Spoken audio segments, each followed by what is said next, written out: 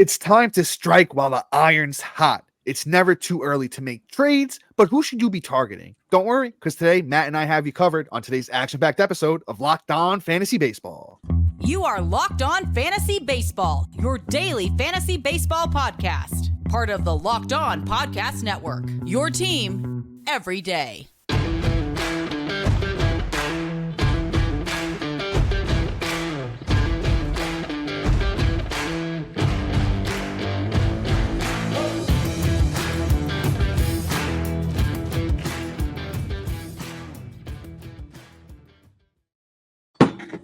Hello, fantasy baseball fanatics, and welcome to the Locked On Fantasy Baseball podcast, brought to you by the Locked On Podcast Network, your team every day. As always, we're your number one source of fantasy baseball knowledge, and thank you for making us your first listen each and every day. I'm your host, Dominic Martino. You can find me on Twitter at DonMartinoFB. Here, as always, with my brother, my co-host, my partner in crime, Matthew Arnay, and you can find him on Twitter at Matthew_Arnay. If you're listening on a platform like Apple or Spotify that allows 5-star ratings and reviews, we would truly appreciate it if you could do that for us. And if you're watching on YouTube and you haven't already, hit that little bell below. It subscribes to the channel and also gives you a notification every time we drop a new episode. And lastly, but most importantly to Matt and I, guys, subscribe to us on the Subtext platform. The link to our Subtext is in our bio at wherever you're listening and on all of our social media platforms. On Subtext, we offer such an in-depth, personalized experience. You get text messages right to your phone with alerts, prospect call-ups, injury alerts, and so much more than we can offer here in this 30-minute podcast. But guys, yeah, let's roll right into it today. We are talking about early trade targets, like guys that you can really buy low on right now and get a lot of value when people are unsure about some of these big names. And Matt, my brother, who are we talking about first today? All right. Well, this one's going to be a little controversial, but at the same time, it's kind of very feasible, right? So Yoshinobu Yamamoto, my guy sounds like an anime villain, by the way, I might add. But anyway, here's the thing. He had a terrible outing in Korea, and everybody drafted him as their number one, pitcher. In a lot of places he's going like 10th overall starting pitcher. And it's very easy to turn around and say, hey, oh my God, I messed up. The overreactions, the way the pendulum swings in fantasy baseball, people, especially with early and with guys like this that don't have don't have any miles really in the MLB, can seriously be. Sorry for my quick little pause. Realized my mic wasn't on, so figured I'd give you a little inside baseball what's going on behind the scene. But anyway, so where I was getting at with this was he had a really bad performance. You have the overreactions. This is the perfect time to pounce on somebody and get in their ear, be that devil on their shoulder that makes them feel super insecure about that pick of walking away with him as their one, right?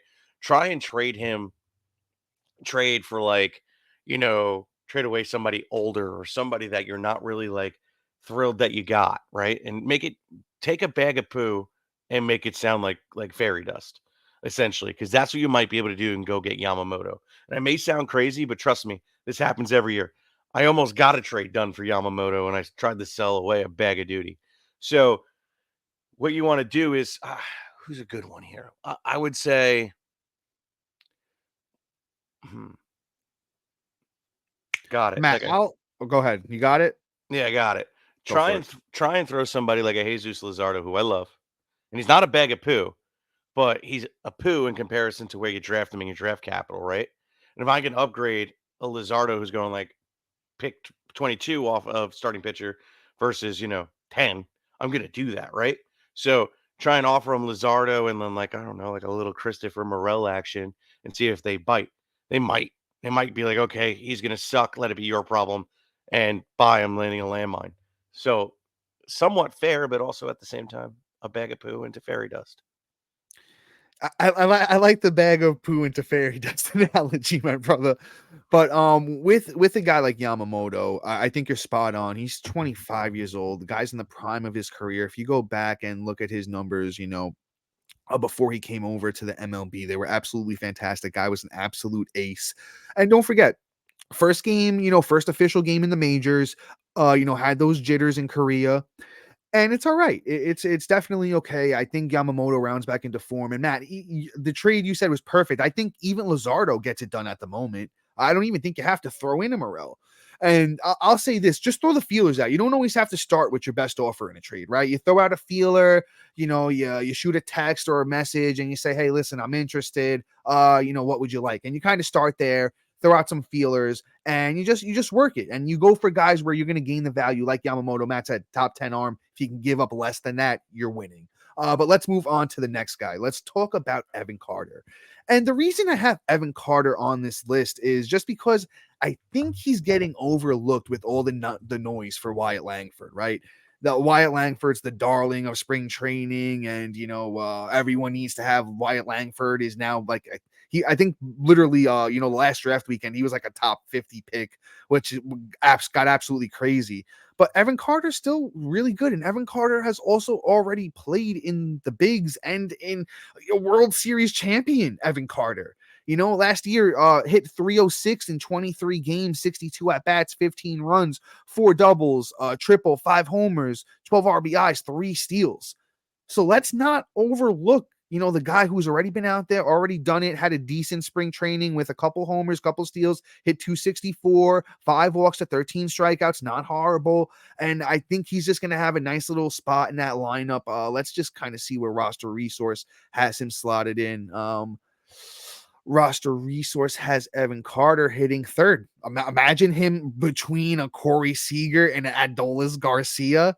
The guy's going to be a 5-tool dude, and let's not overlook him. Buy in right now before the hype, gets crazy and this kid just takes off. I like the take. I don't know how much of a discount I'm going to be able to get on Evan Carter. Especially you might not get a crazy discount, but just somebody that I would definitely look into, throw a feeler out.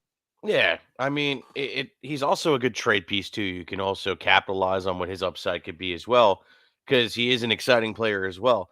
So, like, even if you're missing a couple components, you could probably even turn around and be like, okay, cool, I'm going to go and trade him for 2 assets for 1 and fill out places I'm missing. Like, if you lost a little starting pitcher, like I did, unfortunately, I had to trade away Evan Carter, but I walked away with Tanner Bybee, and I was pretty happy with that result. And I walked away with Henry Davis to add to it to fix my catcher position.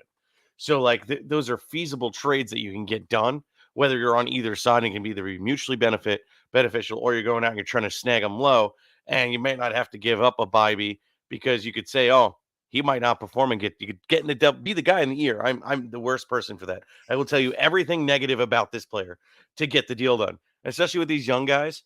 You could easily say, like, yo, like Wyatt Langford is going to be looking to get more and more time out in the outfield. They kind of could play the similar position, especially if Langford starts off hot. They can move Carter. They could platoon him. They could even send him down.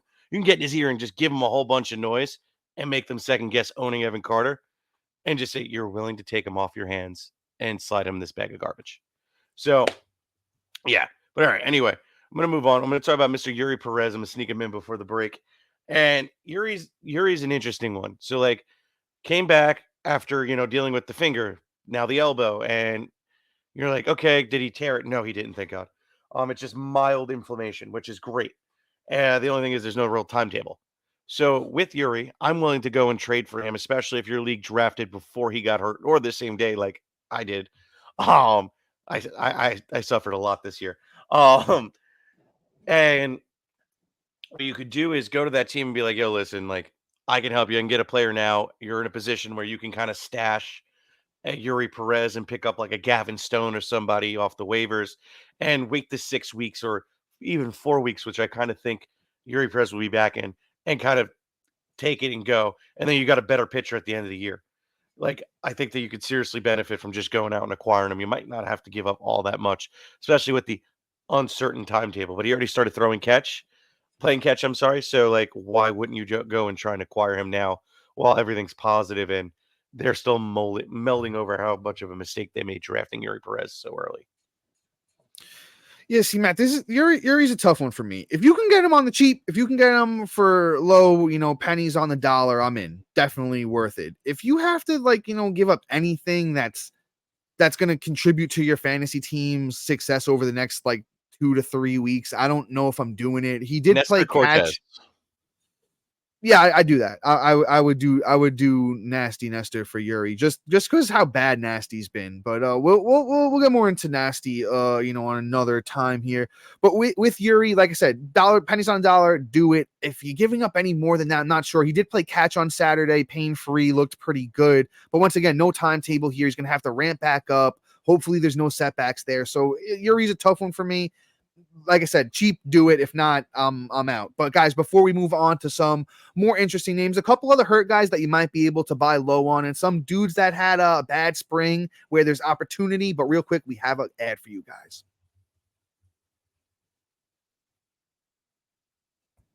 And guys, we are talking about Gametime. You shouldn't have to worry when you buy tickets to your next big event. That's why you need to check out the Gametime app. Gametime is the fast and easy way to buy tickets for all the sports, music, comedy, and theater near you.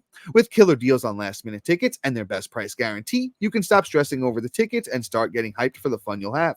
Using the Gametime app is super rewarding with flash deals and last-minute tickets, easy to find and buy tickets for every kind of event in your area, images and exact views from the seats you'll be sitting in, their lowest price guarantee and event cancellation protection. And guess what? They show their all-in prices in your total up front, so you know you're getting a great deal before checkout. Take the guesswork out of buying tickets with Gametime.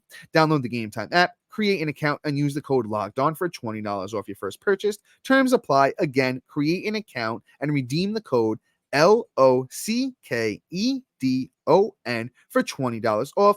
Download Gametime today. Last minute tickets and their lowest prices always guaranteed. And guys, are you watching Fox Sports or ESPN on your TV all day? You have to turn down the volume with all that shouting. You might as well make the switch over to Locked On Sports today, a free 24/7 sports streaming channel programmed for your everyday to bring you the biggest sports stories without all that screaming. Locked On Sports Today brings you the can't-miss analysis, opinions, and news streaming 24/7 on YouTube or the free Amazon Fire TV channels on that app. Part of the Locked On Podcast Network, your team every day. And guys, once again, we're here, talking about the Locked On Fantasy Baseball Diamond Club on Subtext. Guys, it's your ultimate fantasy baseball companion.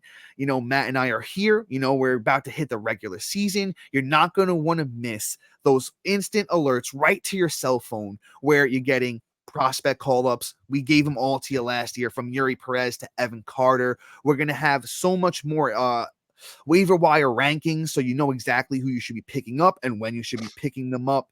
And there's just so much more that we're giving out than you would get in this 30-minute podcast on the Subtext. Guys, the link is in our bio on any of our social media platforms. So make sure you check out the Diamond Club on Subtext today, where the path to your victories begin. Subscribe now and elevate your fantasy baseball experience to a new level.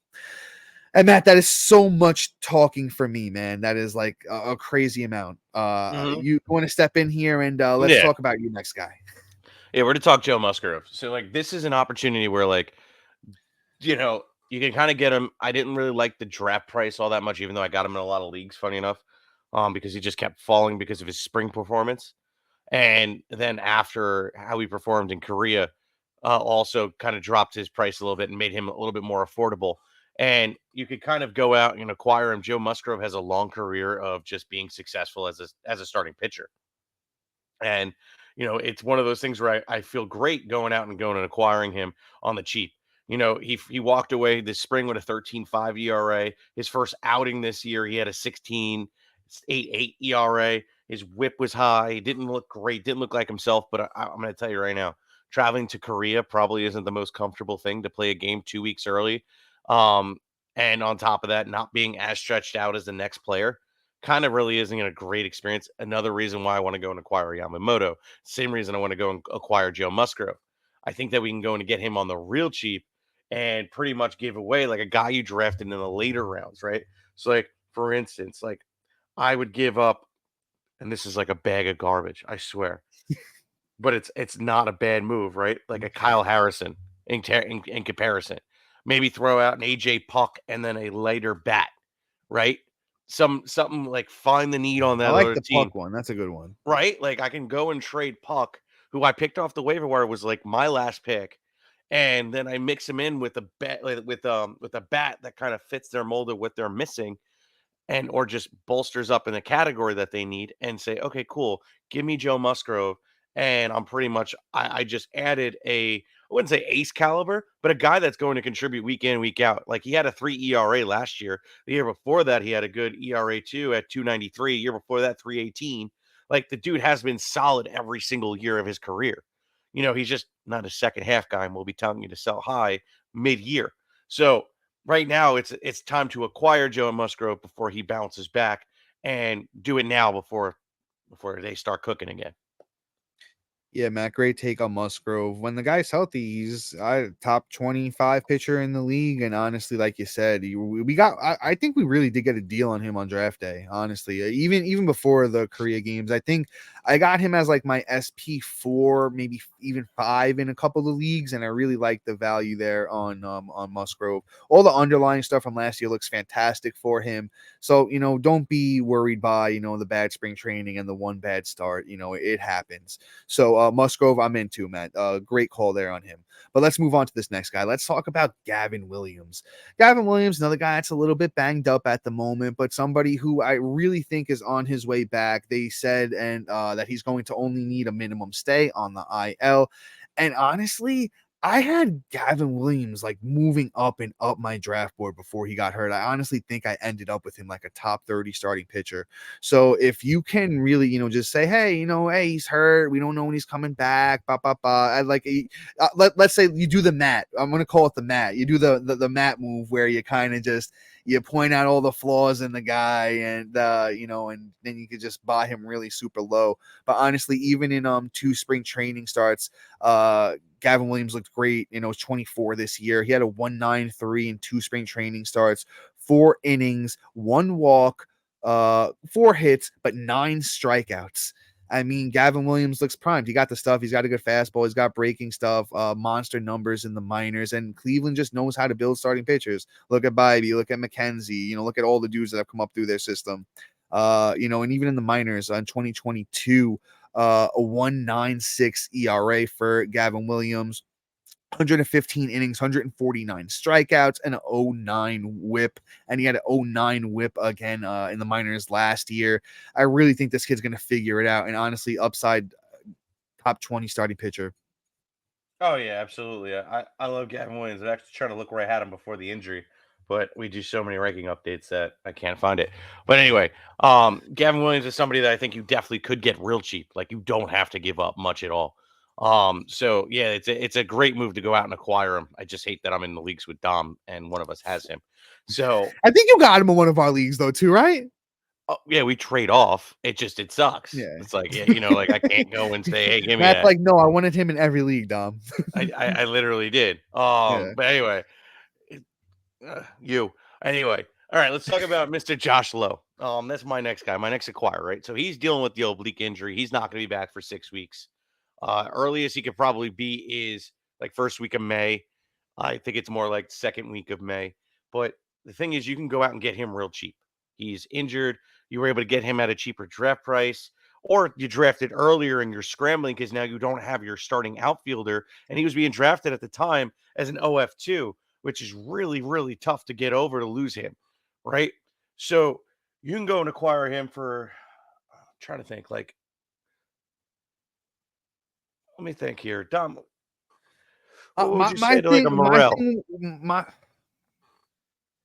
That probably gets it done, to be honest with you. It probably gets it done at the moment because, like you said, the oblique is what's tough for Josh Lowe with me, because that's an injury that like you could come back and start ramping back up and feel it again, and then you're down another 2 weeks just to be shut down to rest.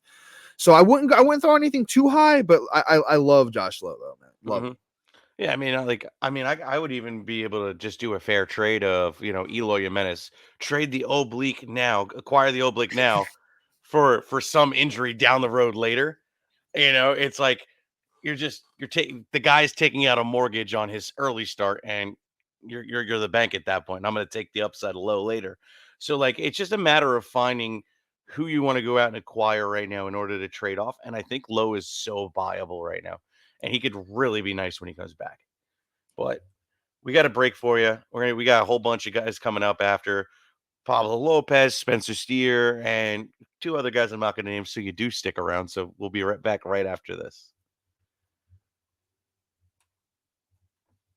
And guys, we're talking Prize Picks. Prize Picks is the largest daily fantasy sports platform in North America. They are the easiest and most exciting way to play DFS. It's just you against the numbers instead of battling thousands of other players, including pros or sharks, which nobody wants to deal with that because you never want to win. You're never going to win. You make more or less picks on 2 to 6 players stat projections and let the innings roll in. Exploring my skills on Prize Picks this season adds an extra layer of excitement to daily fantasy sports. With just a few taps, I can transform $10 into $1,000 easily. Prize Picks is incredibly user friendly, and you can make selections and submit your entries in under 60 seconds. And as the host of Locked On Fantasy Baseball, I have some great picks for you. Opt for higher than 5 strikeouts in a single game for Logan Webb. I think that's so doable. Choose higher than 0.5 stolen bases for Ellie De La Cruz in a single game. And consider a season-long pick of higher than 50 stolen bases for Bobby Witt Jr. I think that's a no-brainer as well. Download the app today and use the code LOCKEDONMLB for first deposit match up to $100. Again, download the app today and use the code LOCKEDONMLB for first deposit match up to $100. Pick more, pick less. It's that easy with Prize Picks.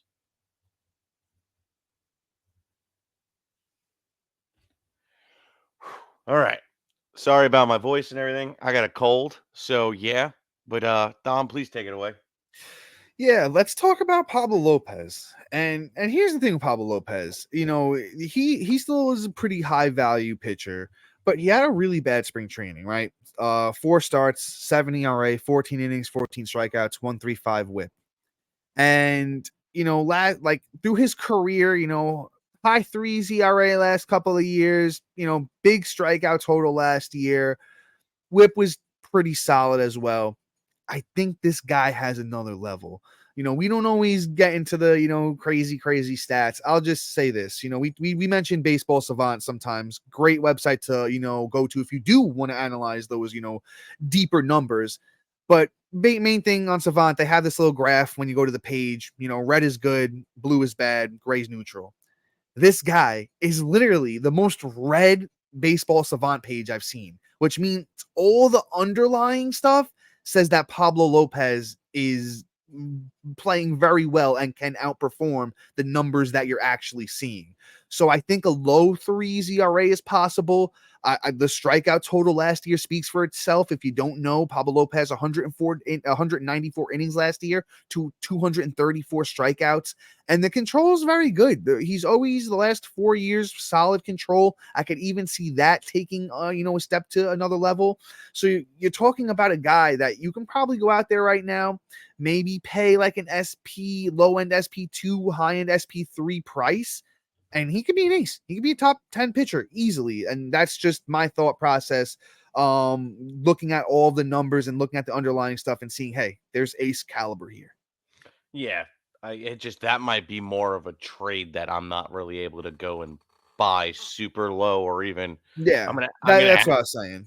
I'm gonna have to trade some assets, but one thing you could do is turn him into 2 guys. So like I've been drafting Gallon a lot. You could probably trade Gallon and acquire Lopez and another pitcher to kind of figure it out where you're not going down too many tiers in terms of pitching. And because Lopez, I think I have him as my 12, if I'm not mistaken. And you're not downgrading too much.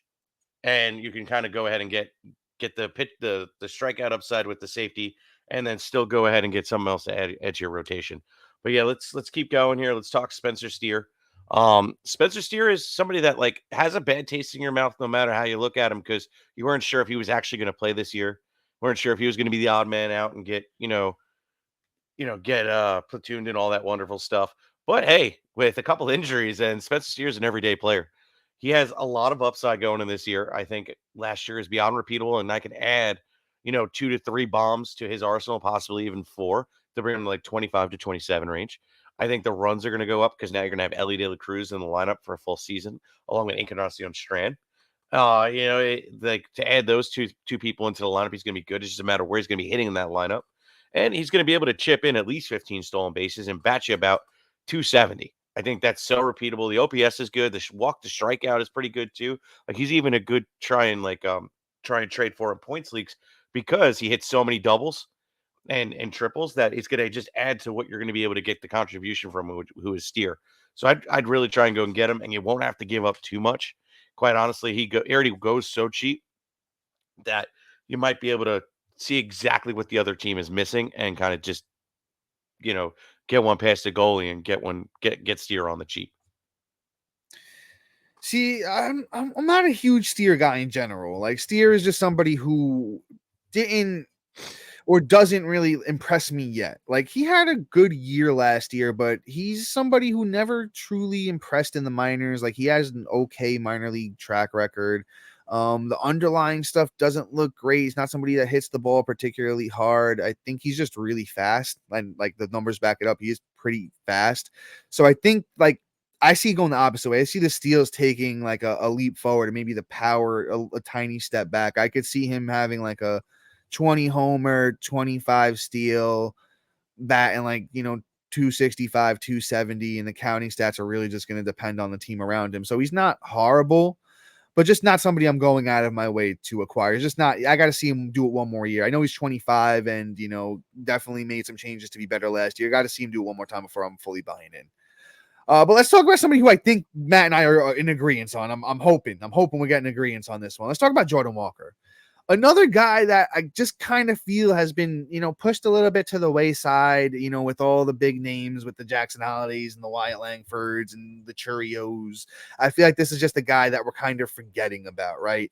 Now, Jordan Walker last year as a rookie, even though through all the turmoil, the sending him down and calling him back up and, all the crap he had to go through to get, to where he was, the final line looks pretty strong for Jordan Walker. 117 games, 420 at-bats, 51 runs, 19 doubles, 2 triples, 16 homers, 51 RBI, 7 steals, 276 batting average. So I think, there's more power upside here. There's 30 plus homer upside. There's 20 steals upside. The batting average was good last year. Why can't he take a step forward this year? And the counting stats, this Cardinals team should be better. Thought they were going to be really good last year, underperformed. I think they should be better this year. Jordan Walker is a part of that next wave. Arenado and Goldie aren't going to be around forever. So I think Jordan Walker needs to really step up and lead the way for this Cardinals team to the future. And I think at 22 years old this year, Jordan Walker takes a big step forward, and buy if he can. Yeah, I mean, the age explains it all, and we didn't have to pay the price for Jordan Walker. So I definitely would try and target him. Great take, Dom. I'm going to try and get this last guy in before we close out, and that's Kevin Gausman. Gausman is somebody you might be able to actually talk somebody down and go and pick him up because, originally he wasn't even going to make the opening day, be ready for the opening day and, the first time through the rotation. Luckily he is, and he looked great in his first outing. And, it's a good thing, right? This is a riskier pickup because that shoulder inflammation that he was dealing with can arise at any point.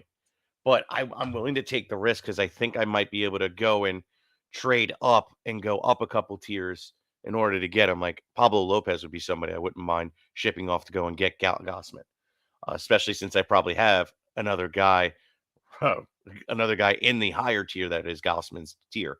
So it kind of makes me feel a little bit better to go, hey, I'm going to upgrade that. I'm going to take a little bit of risk. But if you look at Pablo Lopez's injury history of 2 years ago, it's just as risky as picking up Gausman this year because there's no rhyme or reason that Pablo Lopez also can't go back to how he was 2 years ago. So take the bet, and I think Gausman will probably end up performing better at the end of the year than Pablo Lopez. Yeah, I'll say this with Gausman. If the window's still open, go ahead and buy. But I'm not sure it's still there. After that, first start, is spring debut as like 3 innings, 7 strikeouts. He just looked back to old Kevin Gausman form. So if you can go out there and do it, by all means. But I think they also said that he's like lined up to start Sunday or Monday, something like that. But guys, that's pretty much all for today. Matt, you got anything else for the fans before we head out? No, enjoy. Happy opening day. Yeah, guys, happy opening day. That's all for today. Please be sure to like, subscribe, comment, rate, and review. Also, shout out to our everydayers and new listeners for making Locked On Fantasy Baseball your first listen each and every day. But guys, until tomorrow, enjoy opening day. See you. Peace.